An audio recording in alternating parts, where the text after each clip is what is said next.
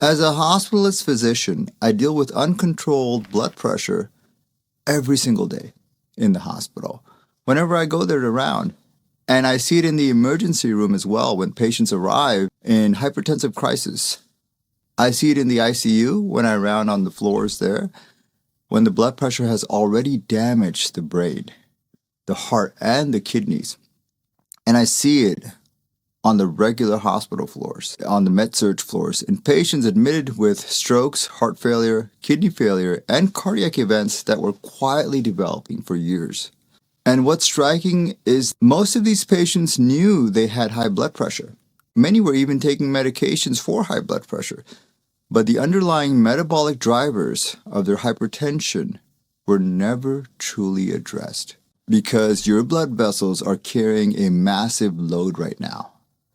Not emotional stress, not just body weight, but actual mechanical pressure, which is pushing continuously against the walls of every artery in your body. That pressure exists in your brain, in your kidneys, and your coronary arteries, as well as your microcirculation. And it's happening whether you feel it or not, because blood pressure isn't just a number written in your chart. Blood pressure is a constant physical force that over the years reshapes your arteries, strains your heart, and damages your kidneys, and also determines whether those organs still function or not, decades from now. Now let's talk a little bit about obesity, and here's what most people don't really realize. In obesity medicine, hypertension is not just a cardiovascular issue. It's fundamentally a metabolic disease. In fact, hypertension is one of the most common and underrated complications of obesity and insulin resistance worldwide. It often stays silent until the first presentation is a stroke, heart attack, kidney failure, or vascular dementia. And by then, the damage has been developing for years. For decades, patients with obesity were told one primary message, that your blood pressure is high because of salt. Cut sodium and the problem improves, and that's what you were told. Except clinically, that hasn't worked for most patients with obesity or metabolic syndrome. And today, we understand why. Because in metabolic disease, blood pressure is often being driven hormonally, not just by sodium intake. Now, what actually creates blood pressure?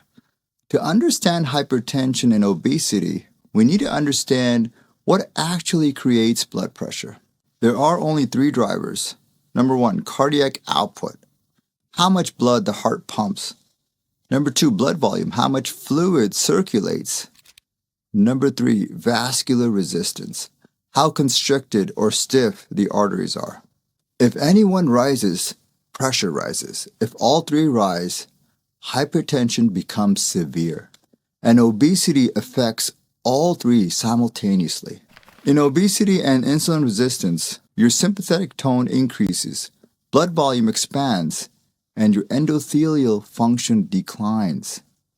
Also, you get arterial stiffness, which rises. You get renal sodium handling changes as well. And this is why hypertension and obesity is biologically different from simple salt-sensitive hypertension that you see in lean individuals. Now, here's the critical concept. Insulin is a sodium-retaining hormone. When insulin rises, the kidneys hold sodium. When insulin stays high, the kidneys stay in retention mode. And in insulin resistance, insulin doesn't fall after meals anymore. It remains chronically elevated throughout the day. So even if someone with obesity reduces salt intake, their kidneys are still hormonally programmed to retain sodium. And that is why many patients with obesity see minimal blood pressure change from sodium restriction alone. Now let's talk about sympathetic activation. Insulin resistance also activates the sympathetic nervous system. That means higher heart rate, higher cardiac output, vasoconstriction. So now, cardiac output and vascular resistance are rising together. At the same time, obesity and visceral adiposity impair nitric oxide production. Nitric oxide allows arteries to relax, When nitric oxide falls, the vessels stiffen, resistance rises, and pressure increases, even if blood volume hasn't changed. Let's talk a bit about the obesity-hypertension triad. So in obesity-related hypertension, 3 processes occur simultaneously: insulin-driven sodium retention, sympathetic activation, and endothelial dysfunction. That is why hypertension is so strongly linked to visceral fat and metabolic syndrome. Let's talk a little bit about visceral fat and metabolic drivers. Let's go even deeper into something absolutely central in obesity medicine as well as internal medicine: visceral fat. Because not all body fat affects blood pressure the same way. You have subcutaneous fat, which is the fat under the skin, which is relatively metabolically quiet. But visceral fat, the fat surrounding the abdominal organs, is metabolically active. It's also inflammatory and also hormonally disruptive. And this is the type of fat most strongly associated with hypertension. Let's talk a bit about visceral fat signaling. Visceral adipose tissue releases inflammatory cytokines, free fatty acids, angiotensinogen, leptin, as well as resistin. These signals directly affect vascular tone, renal sodium handling, and your sympathetic activity, as well as endothelial function. So visceral fat literally participates in blood pressure regulation. One of the most important pathways here is the renin-angiotensin-aldosterone system, or RAAS. In obesity, visceral fat increases angiotensinogen production. That means more angiotensin II formation, and angiotensin II causes vasoconstriction, sodium retention, and aldosterone release, as well as vascular remodeling. So obesity itself activates the same pathway targeted by ACE inhibitors, such as lisinopril. Visceral fat also increases your sympathetic nervous system activity via leptin signaling in the hypothalamus. So if you have higher amounts of leptin, that will give you a higher sympathetic tone.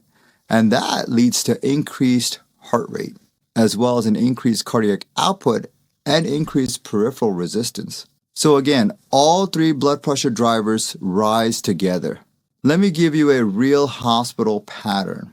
Let's say we have a patient with obesity who's admitted with hypertensive urgency. And when they came in, their blood pressure was 210/120 diastolic. They're already on 3 medications. When this patient comes into the ER, we usually give IV antihypertensives to get the blood pressure down. So the pressure comes down after they're treated, and then they're discharged. Now, 6 months later, they're back because medications reduced pressure, but visceral adiposity continued driving the physiology. This is the cycle we see every day in hospital medicine and now obesity medicine. Obesity-related hypertension typically shows volume expansion, sympathetic overactivity, RAAS activation, insulin resistance, and endothelial dysfunction. This cluster is essentially cardiometabolic syndrome, which is why hypertension, type 2 diabetes, fatty liver, and visceral obesity cluster together. Now here's a key clinical observation. When visceral fat decreases, the blood pressure often improves even before major weight loss can occur. We see this with lifestyle intervention, caloric restriction, low glycemic nutrition, as well as GLP-1 therapy or bariatric surgery, because visceral fat is metabolically active and shrinks earlier. And when it shrinks, insulin sensitivity improves, RAAS falls, and inflammation drops. Also, endothelial function improves. So pressure regulation improves. Now, in today's GLP-1 era of obesity treatment, we see consistent blood pressure reductions in trials, even beyond weight loss alone. Why is this? Because GLP-1 mediated fat loss disproportionately reduces visceral fat, which improves insulin resistance, sympathetic tone, RAAS activity, and endothelial function. So the blood pressure benefit is metabolic, not just mechanical. This is why in obesity medicine, we consider hypertension part of metabolic disease. It's not just vascular, it's adiposity-driven hormonal dysregulation affecting vascular physiology. Now, patients with obesity often have increased salt sensitivity, but not simply from intake. Insulin resistance and RAAS activation impairs sodium excretion, so sodium accumulates more easily. This is hormonally mediated salt sensitivity. Over time, chronic obesity-related hypertension causes structural arterial changes, such as thicker vessel walls, stiffness, and reduced compliance. This vascular remodeling makes blood pressure harder to control later. And this is why early intervention matters.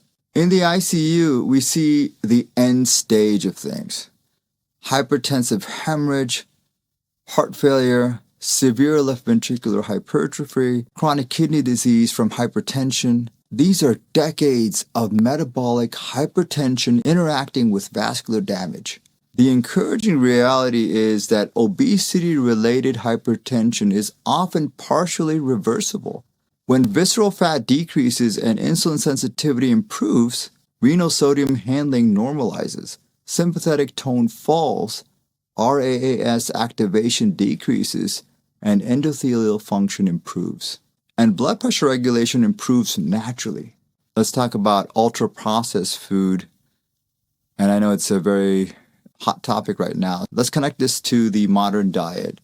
Ultra-processed foods combine refined carbohydrates, added sugars, sodium, low potassium, as well as low fiber. Salt raises blood volume acutely. Sugar and insulin prevent kidneys from releasing sodium chronically. So the pressure rises and stays elevated. And that's a problem. So why does salt-only advice fail?